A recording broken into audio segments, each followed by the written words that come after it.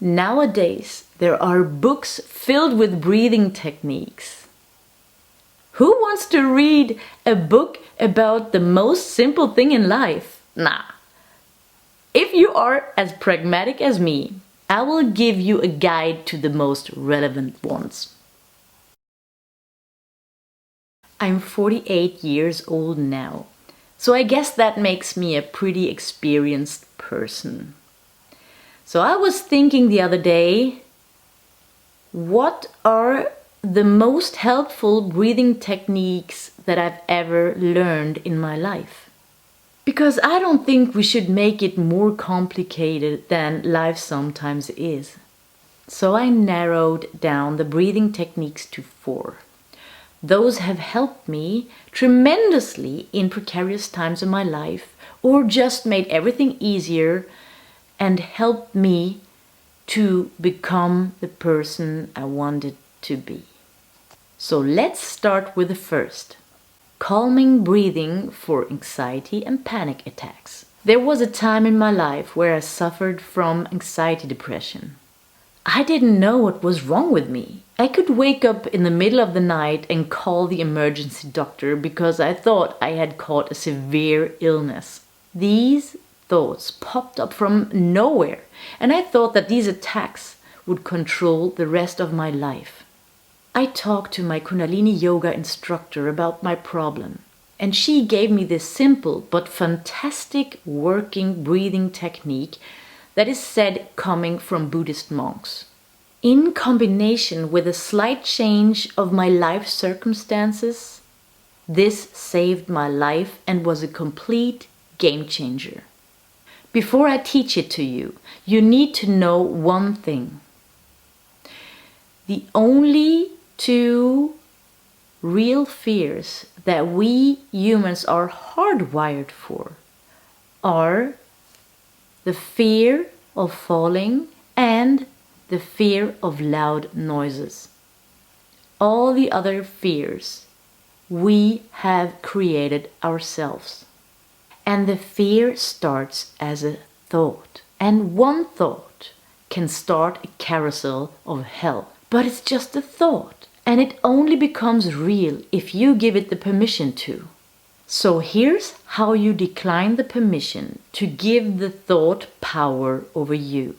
Breathe in 4 breaths and out in 4 breaths.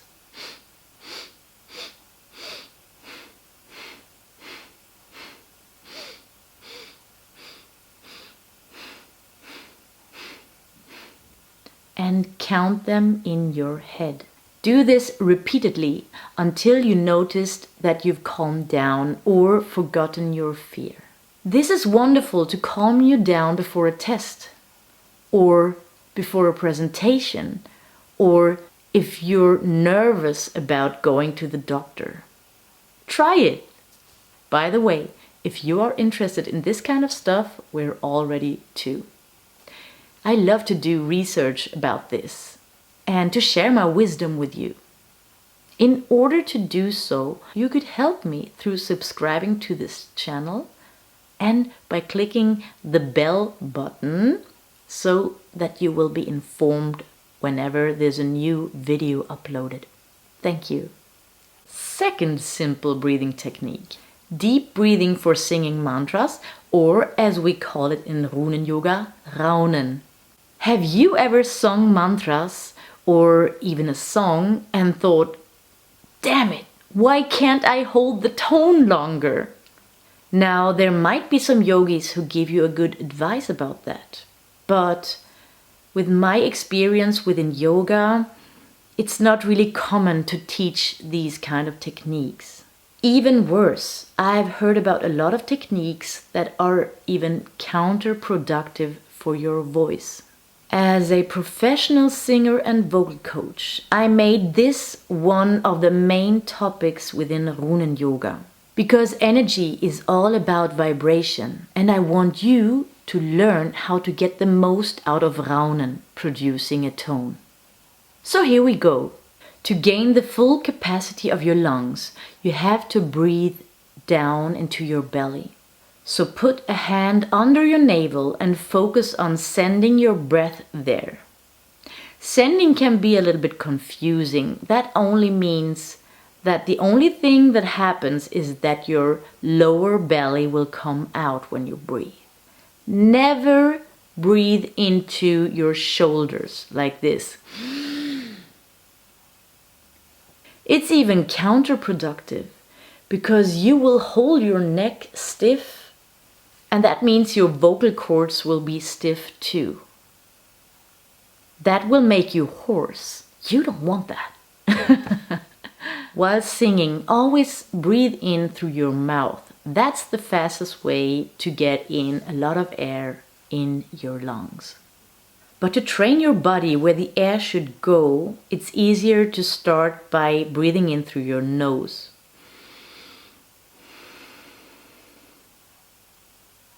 You see, nearly nothing happens up here. In my Runen Yoga online course, I give more tricks to train your singing voice. Feel free to purchase it. The link is in the description. The third breathing technique is conscious breathing to get into a meditative state immediately. Whenever I want to meditate or see the present moment as it actually is, or be more aware, or just enjoy the moment, I use conscious breathing. It just means that you become conscious of yourself breathing. What is breath? This is one of the oldest and simplest techniques to meditate, but also the most irritating one. Because the untrained mind doesn't understand it.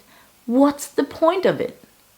The mind always wants a logical explanation. And if we don't experience something directly, it seems like there's no use. But you should experiment with it yourself. Without further ado, I present to you conscious breathing. Breathe in through your nose and just notice how it feels. Can you feel the air passing through your nose? Is it cold or warm? How long does it take for the air to pass down? What happens where in your body? Just observe. Don't try to analyze it. Just observe. And then let the air out and observe how it feels and where you feel it in the body. Is there any tension maybe that you can let go of? Then let go of it. Try to stay the observer until you've become one with the breath and time is slowing down. That's all. Now last but not least, oxygen flooding breathing in case of sickness, exhaustion and pain. This is a breathing technique I recently learned from the Andrew Huberman podcast, a professor in neurobiology. It's a way to raise the level of oxygen in your blood. The key benefits of maintaining high oxygen levels in the blood are improved energy, cells receive more oxygen, enhancing energy production and overall vitality. Better brain function, increases cognitive performance, focus, and mental clarity. Enhanced physical performance. Muscles work more efficiently, boosting stamina and recovery. Stronger immune system. Helps the body fight infections and heal faster. Improved organ health. Supports heart and lung function, reducing strain on vital organs. And this is how to. Breathe in with 3 breaths and then let the air out with 1.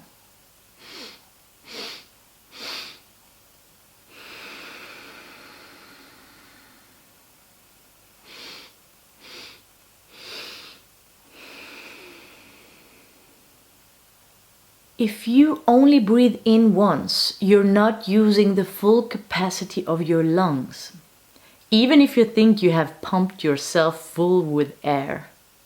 The pulmonary alveoli can take up even more if they are already filled. If you want to get more facts about this, go to Andrew Huberman's YouTube channel and search for breathing. Personally, I use this breathing technique as a start of every power nap. It has become a signal for my brain that I can relax now. But even when I want to avoid or treat a cold or flu, I even do it when I play soccer or other physical activities, when I need some extra energy. Is there any technique that you think is really helpful or even essential? Let me know in the comments. Wishing you lots of fresh air, keep on breathing and relax. It's all connected.